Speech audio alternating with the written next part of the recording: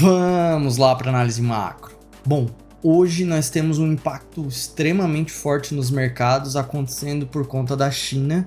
Lembrando que a China, no ano passado, foi estimado que ela perdeu mais de 7 trilhões de dólares de valor de mercado.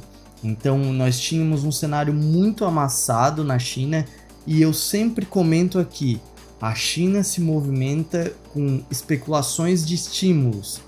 E agora o negócio ficou sério, porque nós teremos aí o famoso feriado lunar lá na China, que é um feriado de uma semana que fica totalmente tudo fechado e fica só o turismo, né? O pessoal fica viajando e assim por diante.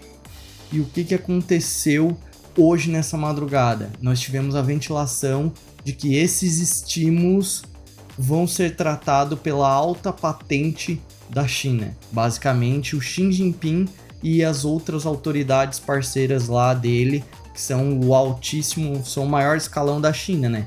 Então, isso fez tanto impacto nos mercados que tiveram bolsas da China que chegaram a subir aí mais de 6% só essa madrugada.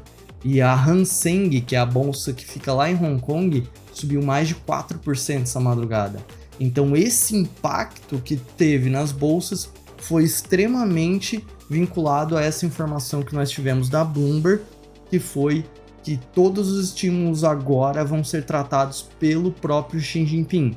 E é óbvio, isso tudo está sendo feito porque nós temos um feriado lunar, que é o maior impulsionador de consumo chinês, né, onde a população em si fica muito propensa a consumir, e nós lembramos que o gasto das pessoas está totalmente vinculado à confiança do consumidor. Se o consumidor não está com confiança na relação do emprego dele ou da empresa dele, ele, mesmo tendo feriado, ele não vai consumir. Só que se ele está confiante porque o governo está ajudando, está estimulando e assim por diante, a gente vai ter, óbvio, um feriado muito mais promissor. Então é exatamente nisso que o próprio Xi Jinping está trabalhando. Ele quer incentivar a população a consumir e reacelerar a China da maneira que eles precisam para poder recuperar aqueles 7 trilhões de valor de mercado que foi perdido aí no ano passado. Né? Óbvio que tudo isso reflete para a gente aqui no Brasil, porque lembramos que o próprio minério de ferro, que era a única coisa que estava salvando na China, que ele ainda estava em alta no ano passado, ele só esse ano já caiu aí mais de 7%. Então, nós temos um minério de ferro começando o ano caindo nessa proporção, isso reflete diretamente para a Vale aqui no Brasil. E, óbvio, a gente sempre lembra, a gente tem que olhar cada ponto individualmente. Isso é uma pressão negativa para a nossa bolsa, enquanto que o cenário chinês não se reajustar e não voltar a impulsionar realmente, né? Nós teremos sim boa parte da nossa bolsa aqui segurando, porque a maior parte das commodities que nós vendemos é diretamente ligada com a China, né? Eles são os nossos maiores clientes. Então, nós temos que ficar atentos sempre ao cenário chinês e principalmente quando tem uma notícia tão forte assim lá, a nossa bolsa aqui tende a abrir positiva hoje, muito voltado a esse cenário chinês, né? Óbvio que as outras partes do mundo também fazem preço. Por exemplo, nós estamos tendo agora durante essa madrugada a própria bolsa da Europa já subindo. Temos aí as mineradoras e petrolíferas como os principais ativos subindo, né? Óbvio, totalmente ligado com o cenário chinês. Então, como a nossa bolsa ela abre depois da Europa, primeiro abre a China, depois abre a Europa, depois abre o Brasil. Então, nós tenderemos a ter esse reflexo aqui para a gente na nossa abertura também, né? Claro que outras coisas ao longo do dia vão fazer preço, aqui o cenário político pode fazer preço sim, e também lá nos Estados Unidos nós teremos fala de 4 Fed Boys, que a gente chama, que são os membros do Banco Central americano.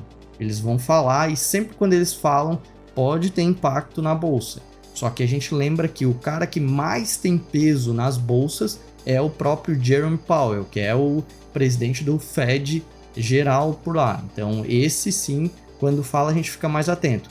Esses a gente sempre fica de olho, mas não fazem preço direto assim É só se eles falarem alguma coisa muito drástica, né? Então, mas para o cenário BR aqui, o Brasil, nós temos a única coisa que pode atrapalhar a gente hoje é o cenário político. Lembrando que nós ainda estamos vivendo aquela briga, né, entre os poderes lá. E essa briga entre os poderes aí no cenário da política que ainda não está se resolvendo, vem basicamente da mágoa que o Arthur Lira ficou depois que no mês passado o Lula foi lá e cortou 5,6 bilhões de emendas parlamentares. Então, a gente teve aí o Arthur Lira já pedindo a demissão do Alexandre Padilha, isso, aquilo, e nunca estão se resolvendo. Mas aparentemente parece que o Lula vai dar um jeito e vai recompor parte desses 5,6 bilhões que ele cortou, ele vai recompor como comissão direta para os ministérios. O que é aquele negócio, né?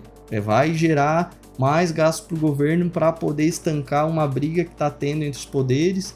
Isso tende a gerar uma precificação negativa para a Bolsa de duas maneiras. Uma é se a briga continuar e ficar forte, e a outra é se a resolução para essa briga for um gasto desenfreado do fiscal. E aí a gente sabe que dos dois jeitos vai afetar negativamente a bolsa. Então por isso que a gente sempre tem que ficar de olho. Mas o cenário para hoje ele é mais otimista, pensando no cenário chinês, se não acontecer nenhuma coisa muito grave aqui. Então assim, para a abertura nós temos sim um cenário de abertura positiva aqui para nossa bolsa e com uma queda também para o dólar. Só que ao longo do dia a gente vai ter que ver os próximos passos e as falas daqueles membros do Fed. Mas sim, hoje nós tenderemos a ter uma recuperação para a nossa bolsa aqui, acompanhando essa disparada aí do cenário chinês.